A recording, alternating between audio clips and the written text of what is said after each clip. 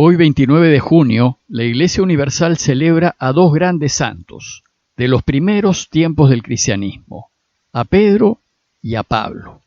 Y para esta ocasión nos propone, para nuestra reflexión, el texto de Mateo 16, 13 al 19.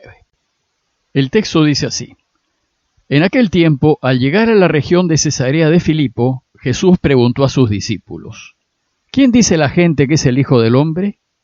Ellos contestaron: unos que Juan Bautista, otros que Elías, otros que Jeremías o uno de los profetas. Y él les preguntó: ¿Y ustedes? ¿Quién dicen que soy yo? Simón Pedro tomó la palabra y dijo: Tú eres el Mesías, el Hijo de Dios vivo. Jesús le respondió: Dichoso tú, Simón, hijo de Jonás, porque esto no te lo ha revelado nadie de carne y hueso, sino mi Padre que está en el cielo. Y ahora te digo, tú eres Pedro, y sobre esta piedra edificaré mi iglesia, y el poder del infierno no la derrotará.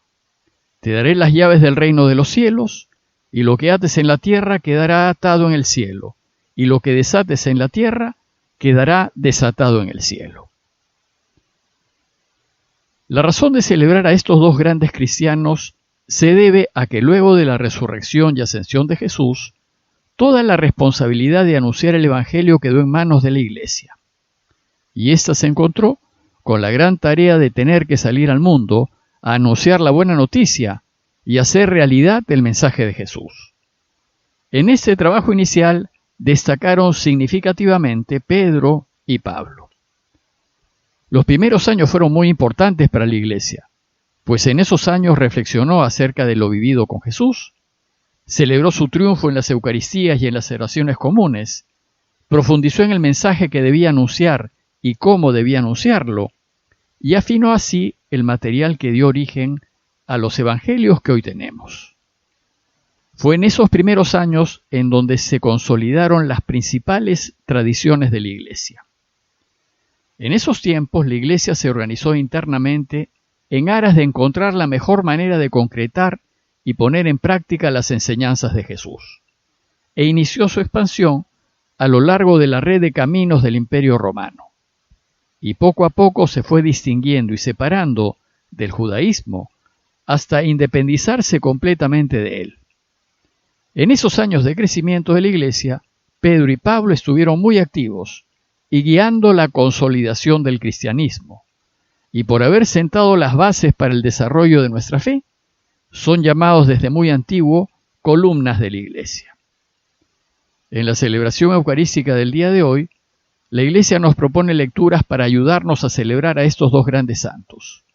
La primera lectura y el Evangelio se dedicarán a Pedro, y la segunda lectura a Pablo.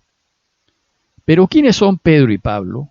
¿Y por qué la Iglesia les dedica una fiesta especial a ellos? Veámoslo brevemente. Pedro, junto con Santiago y Juan, fue amigo íntimo de Jesús. Se llamó Simón y fue hijo de Juan. Vivió con su familia, que incluyó a su suegra, en el pueblito de Cafarnaúm, a orillas del lago de Galilea, en donde Jesús acostumbraba quedarse. Fue un hombre íntegro, quiso mucho a Jesús y estuvo muy comprometido con él y su mensaje. Fue un líder entre los primeros discípulos, y así lo consideraron también sus compañeros. Jesús lo quiso mucho, estimó su liderato y lo hizo responsable de su iglesia en formación. Pero como todos nosotros, Pedro fue también humano y frágil, y cuando arrestaron a Jesús, por miedo a que lo maten, en 3 ocasiones negó conocerlo. Sin embargo, a pesar de saberlo frágil y débil, Jesús volvió a apostar por él. Y después de su resurrección, le preguntó 3 veces si lo quería. Y con este gesto, lo perdonó públicamente y lo restituyó como cabeza de su naciente iglesia. Hacia el final de su vida, Pedro fue a Roma y terminó de responsable de la iglesia romana. Desde entonces, y desde hace unos 2000 años, salvo algunas breves interrupciones, el sucesor de Pedro, el Papa, radica en Roma. El otro santo es Pablo. Pablo fue un judío nacido en Tarso, hoy en Turquía. una ciudad que tenía ciudadanía romana y por tanto Pablo fue ciudadano romano. Hombre recto a carta cabal, de carácter fuerte, impetuoso, decidido, valiente, profundamente religioso y apasionado por el Dios de Israel. Fue fariseo, es decir, fiel cumplidor de la ley de Moisés, y estuvo orgulloso de serlo. Su pasión por Dios lo llevó a perseguir a la iglesia porque ésta afirmaba que Jesús era el Mesías esperado, lo que Pablo consideraba un error. Pero un día, camino a Damasco, en Siria, para traer encadenados a los seguidores de Jesús, tuvo una profunda experiencia espiritual de encuentro con el Señor. Gracias a esa experiencia se dio cuenta que efectivamente Jesús es el Mesías esperado. Decidió cambiar radicalmente de vida, bautizarse y participar de la iglesia. Y así, Pablo pasó de ser perseguidor a ser perseguido. Su conversión lo liberó del cumplimiento literal de la ley y empezó a vivir en la libertad de los hijos de Dios. Descubrió que su trabajo por el Señor es anunciar la buena noticia por toda la tierra, a todos los hombres de toda raza y condición. Su mayor logro fue procurar la conversión de los paganos a la buena noticia, con no poca oposición de la iglesia de Jerusalén. Sin embargo, la iglesia, en el año 49 después de Cristo, reunida en concilio, apoyó el trabajo de Pablo. Y entonces éste retomó con fuerza su misión, recorriendo varias veces lo que hoy es el Líbano, Siria, Grecia, Turquía. Después de una serie de penurias y persecuciones por su trabajo misionero, Pablo fue acusado por las autoridades judías, tomado prisionero y llevado a Roma para ser juzgado. Como era ciudadano romano, no fue crucificado. Según la tradición, tuvo el privilegio de morir decapitado. El Evangelio de hoy inicia contándonos que Jesús y los suyos habían partido hacia la región de Cesarea de Filipo, al norte de Israel, probablemente para descansar un poco de la frenética actividad que llevaban y dedicarse a reflexionar y a decidir su futuro. En esa ocasión, y en medio de una conversación con los suyos, Jesús preguntó: ¿Quién dice la gente que es el Hijo del Hombre? Es decir, ¿qué piensa la gente de mí? La gente se había hecho diversas ideas acerca de Jesús. Y le dijeron: unos piensan que eres Juan el Bautista, otros que eres Elías, y otros que eres Jeremías o uno de los profetas. Sin duda, la gente pensaba que Jesús era un profeta como los grandes de Israel, pero nada más que profeta. A nadie se le ocurrió pensar que pudiese ser el Mesías, pues no tenía ni las riquezas ni las fuerzas para hacerlo. Entonces, dirigiéndose a los suyos, les preguntó: ¿y ustedes, que me conocen y que han compartido parte de mi vida, quién dicen que soy? Dice el texto que en ese momento, sin previo aviso y sin duda movido por el Espíritu Santo, Simón Pedro tomó la palabra y públicamente declaró: tú eres el Mesías, el Hijo de Dios vivo. Ante esta inesperada afirmación de fe, Jesús le respondió: dichoso tú, Simón, hijo de Jonás, porque esto que has dicho no te lo ha revelado nadie de carne y hueso, sino mi Padre que está en el cielo. De esta manera, públicamente, Jesús nombró a Pedro cabeza y responsable de la iglesia que estaba fundando, la única, la verdadera. Le cambió el nombre para indicar su nueva misión y su total pertenencia a él. Lo llamó Pedro, del latín Petrus, que significa piedra firme.